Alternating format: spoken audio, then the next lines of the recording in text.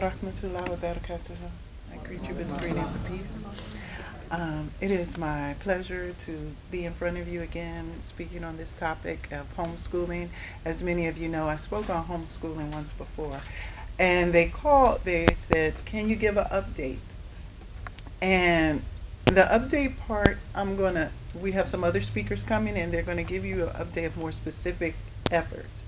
But I kind of wanted to expand a little bit because when I heard a lot of reaction from people and they were saying, I understand how important homeschooling is to our youth, but I'm not there yet. So what do I do?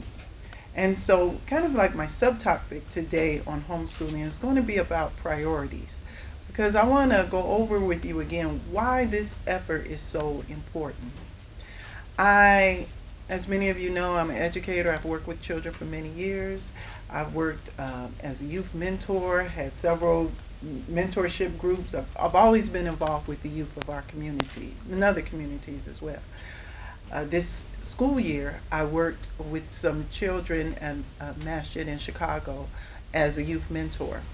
And we have something where we sit down and the youth get a chance to just talk and vent. And so I asked them, what is going on in your lives? Tell me your concerns. What's your problems? What's going on? And the things that they brought up to me, these are all Muslim children, been raised in Muslim homes. Young man told me, well, some of my friends are in a gang and they want me to be in the gang. What should I do? Young lady told me, I have some friends who are thinking of suicide. Well, how should I advise that person? Is it wrong to be gay? How does Allah feel about that? Is that a sin? I'm trying to stress to them the importance of being modest. Okay, I don't want to wear the hijab, but why is it really disrespectful if I walk out in a tight dress and skirt? What does respect mean for men and for women? So the young men are saying, why do I have to respect her? The young ladies are saying, it doesn't matter what I wear, how I dress, how I act. I'm just being cute, basically. Everybody wants to be cute. Can't fault you for that. We're being sexually harassed by our security guards at our school. What should I do? Security guards come on to us. The teachers come on to us. This one guard follows us around the school. He's always got something to say. What should I do? And as I'm talking to these youth, these are such serious issues. I'm saying, are you talking to your parents about this? How many of you have gone home and told your parents, this is what I'm facing? Security guard is sexually harassing me. My best friend is thinking about suicide and he's really serious. It's the kids at my school trying to get me to join a gang. Did you go home and tell this to your parents? I appreciate you telling me. You got to talk to an adult who can help you. You got to be, oh, they don't care about us. They're not going to listen. Their reaction is going to be so extreme. My father's not going to understand that I got this one boy I really like. He likes me too. He's in the army. He's going to come visit me. In high school, your army boyfriend should not come and visit you. No, I can't tell you that. But these are things you have to talk about with your parents. And this is why I say the topic today is on our priorities. Are we reaching our youth? Are we aware of what's going on in their lives? Are we available to them? Not being judgmental, an ear to listen. That's why I'm telling these kids, if you can't talk to your parents, talk to someone. Let the adults around you help you. This is why I stress that. This is scary to me. You're getting advice. You're 15-year-olds. And my group is 12 to 15. So I'm not talking about high school 18, 19-year-olds. I'm 12 to 15. I got two 16-year-olds. Everybody else is 12 to 15. So you're a 13-year-old talking to another 13-year-old. How do I keep my friend from killing himself? The blind leading the blind, and we have to be involved in our children's lives. This is why I homeschool personally. People are like, you're too involved in your kids' lives. No, I can't be too involved in their life. This cannot be. Yes, I have to learn to step back and give them some freedoms, because this is how they'll learn responsibility and how to deal with the world that they're going to have to navigate alone without mama holding her hands. But I need to be involved in their lives. This is what we have to do. This is why I homeschool. And there's a new movement now that's not just homeschooling, it's called world schooling. And that is where you take your children to visit places around the world, expose them to as many different um, aspects and cultures and things as they can. Let their minds grow and see that there's a world beyond the south side of Chicago, Northwest Indiana, Oakland. There's a big world, and you should know and be aware of this. And this is how children learn. So we have gotten caught up in a system which has convinced us that the most important thing is their child's GPA, that your child get this honor roll, your child get these SAT scores, and that is important. But an education is more than just these grades. And as an adult involved in these children's lives, you've got to make it a priority to say, I am going to give my child a full, well-rounded education that is also protective in a way. My children come to me sometimes and they'll say, I didn't know nothing about this till I was like 13. I was like, good. Should know now. But the other kids, they know about this 7 and 8. Well, I'm sorry for them, because that means they missed that part of childhood, that innocence was there. It didn't hurt you that you didn't learn about this till you was 13. Are you traumatized? I mean, it's nothing that you needed to know. These kids are being exposed to so much so early. And we have to be that gatekeeper. And that is what homeschooling does. It's important. And it's also important that they have a sense of who they are. When Prophet Muhammad sallallahu alaihi wasallam was little, the people of Medina, of Mecca, have become very what they consider cosmopolitan. They were urban. That was considered the urban area, but they still had the Bedouin communities. So what they would do was they would take their children when they were very little and send them out to the desert to live with the Bedouin tribes, just so that they would always know who they were as Arabs. They would know that Bedouin culture. They would know how to survive in the desert. They would know where they came from. They would know how to make it. And we got to do that too. We send our kids, I posted this on Facebook somewhere, we send our kids to these beautiful massages. We send them to all these different places. They go to these colleges and so forth. But we have to take the time to say, this is where you can go, but I need you to come back and just spend a little time with my people, so you know who you are, where you come from, what your culture is, so you never forget that. And we're not doing that. We're not revolving that door. We're sending them out, but we're not having them come back around. And this is what we have to do. We have to make it a priority. So the last time I spoke about the importance of homeschooling. And I don't have a lot of time today. So what I wanted to come up with today was more specific steps you can do even if you're not ready to homeschool yet. And so I'm breaking this down into what we can all do as a community, especially our aging community. Because when I go and speak to a lot of these places, they say, it's wonderful, I'm great, I wish I had done that with my children, but now I'm a grandparent. So I don't really have the chance, my kids are not going to do it. What can I do? I'm just the grandma. I'm just the grandfather. And unfortunately, that is where we are in a lot of our areas. But if you're still involved in that child's life, you still have, each of us has a responsibility. And as we're all reading our Quran, what's striking me, each year something will hit you different, right? You get a little different message each year. So what's really hitting my heart this year, especially as I'm dealing with my kids becoming teenagers, and they're teenagers like everybody else, is that Allah's telling the Prophet, your duty is to deliver the message.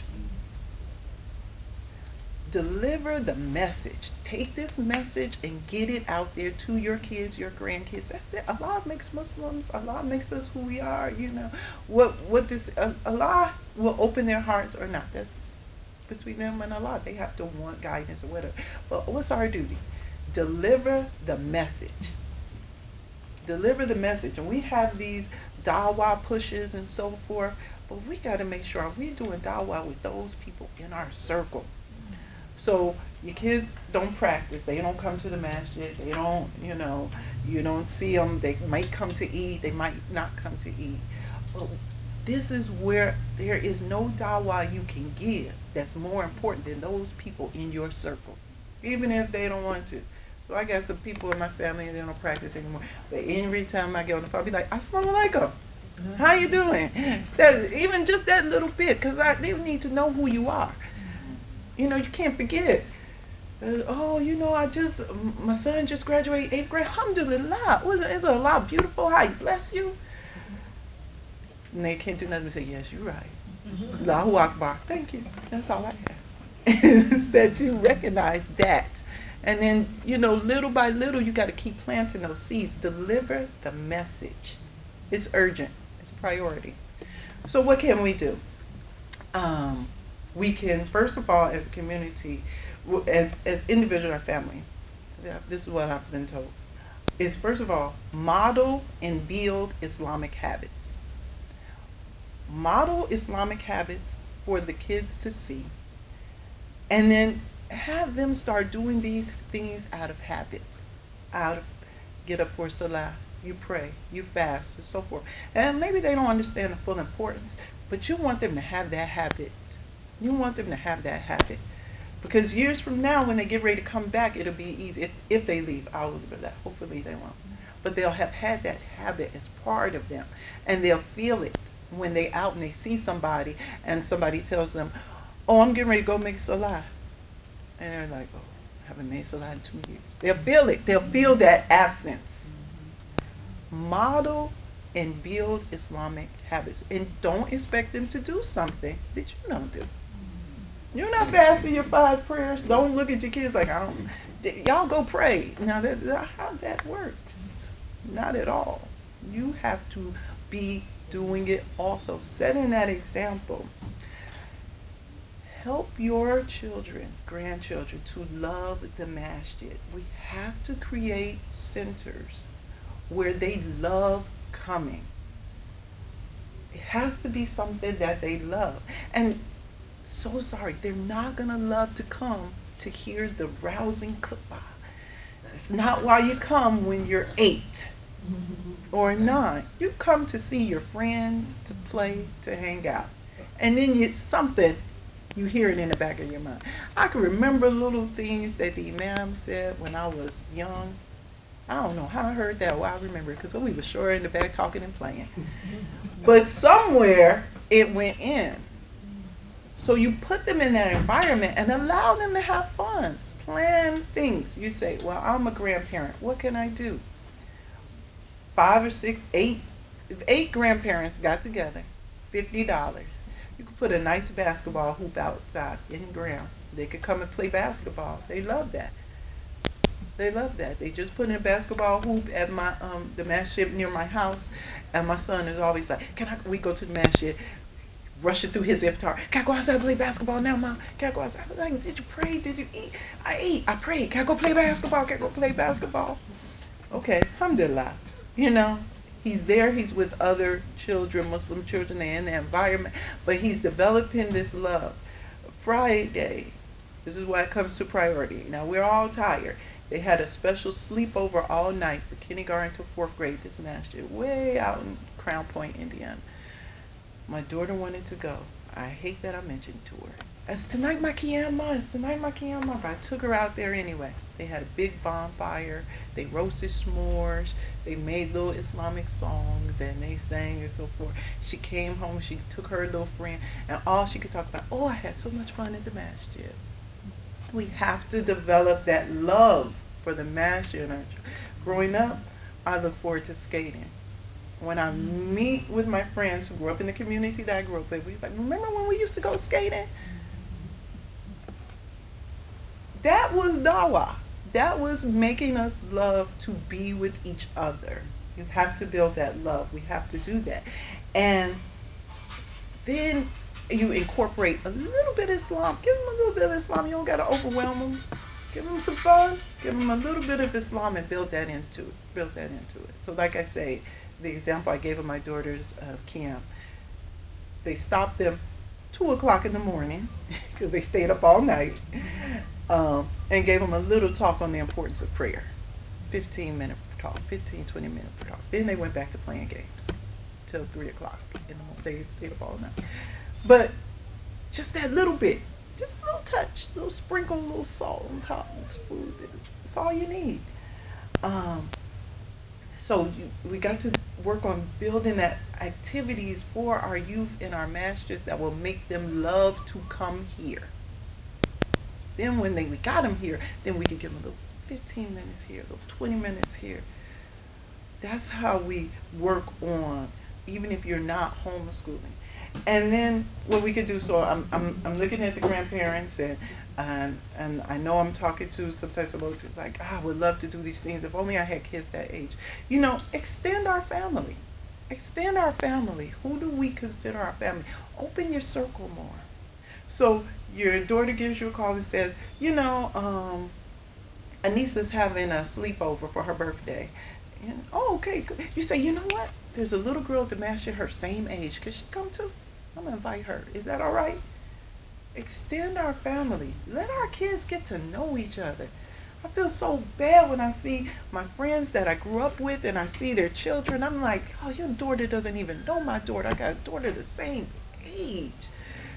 When our kids don't know each other. And so open your little family group. When you have iftar, just say, I'm going to invite that other family because I know my grandkids are going to come. And then I could have her kids over too. Or we go into the zoo. Call somebody and say, we're going to Brookfield today. You think your grandkids, you want to meet us up there? Extend your family. Extend your family. Or just invite. Say, you know what, I know a lot of older people, and they say, I love to go to the zoo, Jamila. I'm like, really? Who are you going to the zoo with? Just me and my husband. We just walk around like, oh, y'all so lovely and sweet. That's so cute. But call some other, I'm telling you, there's not a mother here who would not appreciate a call saying, I want to know if I could take your kids to the zoo. You don't have to come. Oh, yes. Get your stuff. Get your stuff. Get your stuff. Somebody take you to the zoo. Woo, don't worry about it. They Muslim. Get your stuff. They taking you. And open who you consider your family. Open that circle. Include others. This is how we begin to involve our youth and have them to know that people care. So then when somebody's telling them, I'm thinking about suicide, and they don't feel like going to their mother, they can say, well, I could ask that one sister who used to take me to the zoo. I remember her. She was nice. We have to open those doors. As for the homeschooling part, so this is what we can do as community for our youth. For the homeschooling part, we need to get with like-minded, committed adults. Because here's the problem with homeschooling. You're working very independently, but it doesn't have to be independently. There are homeschool co-ops. There are people who work together. So if you feel, and a lot of people feel, I can't do it. I can't do it by myself. I can't. I don't have the time. I work part-time or I work full-time. I can't. I need, find other adults who are committed to this and work with them on this effort. That's what we're trying to do here, to try and join a community effort to educate our children. And then find out when you get your little group together, find out what strengths you have. Mine is language and social studies, social programs. I love history. I love reading. If my kids, my 8-year-old reads at 8th grade level almost. I have to scan her books and say, this is not appropriate for you. Just because you can read and understand, you shouldn't be reading this. Hey, you were 7. So, but that's because that's my love. That's my passion. So she's reflecting what's my strength. Now, Math is not my strength. So I'm realizing that I need to find someone, work with other people who have that strength. So this is what you do when you have a group, then you can do that. You can say, okay, I'll teach language and history, you teach math and science, you do art, and then you can kind of co-op. And I'm learning now how to use Google Classroom through Chrome and other things that you could be online. There are a lot of tools out there nationwide where we can say we set up a Google Classroom and we have 10 students in 8th grade English. 3 of them are in California, 2 of them are in Atlanta, 1 is in Chicago, but you can do that nationally. And Dr. Lynn is going to talk to us about some of the things we could do with the internet that will facilitate that. And I really strongly feel that that is where we need to probably be headed as a community, because we're so spread out. And our numbers are, there's a few here in Chicago. There's about 5 or 6 who really interested in Atlanta. So our numbers are so spread out. But through the internet, we could take those spread out and make it into one classroom. And we could come together. And then that gives the children a chance to meet people from all over the country. That goes back to that world schooling, which is a newer trend. As you establish a program, put Islam first. You have to have your priorities. We have to say it is important. What are our priorities? My priority is to raise, this is my goal, to raise a child that's going to get into paradise. That's my goal. I want my children to exceed me in religion. I want them to have that faith, because I know once they have that faith, that strong foundation, they can do anything. This is a religion that in 400 years, 200 years, within 50 years of the Prophet's death, Sallallahu Alaihi Wasallam had conquered most of that peninsula and led the charge with mathematics and science. So that was just from them taking what they had from the Quran and building on it. That's how powerful this message is if we use it. If we really think about it, that's how powerful. Revolutionize math, revolutionize science. So don't be afraid to say, this is my priority. This is my priority, is that they have that base. I'm so excited. This year my daughter has been learning some Quran and going to tajweed class. I can't even say the word tajweed classes. So now when I'm reading something, I'll say to her, how do I say this again? Am I saying this right? Now I can have somebody in my house that can correct me. She's exceeding me. Alhamdulillah, that's what you want. You want your kids to go farther than you. And so we have to correct ourselves. Remember, we got to model and build that habit. So we have to make sure that we are also learning our Deen, practicing, studying, and then that's modeling it. Can't ask the children. I'm always asking my children, have you read any Quran today? What surah are you working on? And then I'm not working on any. So they have to see this is a lifelong journey, and that this journey can take you far. And so I tried to be more specific with some things that you could specifically do. I hope you found something, because it is important that we reach into the lives of these children, and at whatever level you can, at any level that you can. And that's why I mentioned the stories of what's going on in their lives. These are kids who are 12 years old who are telling me this, 13-year-olds who are telling me this. It's important. This work is important. Oh my goodness.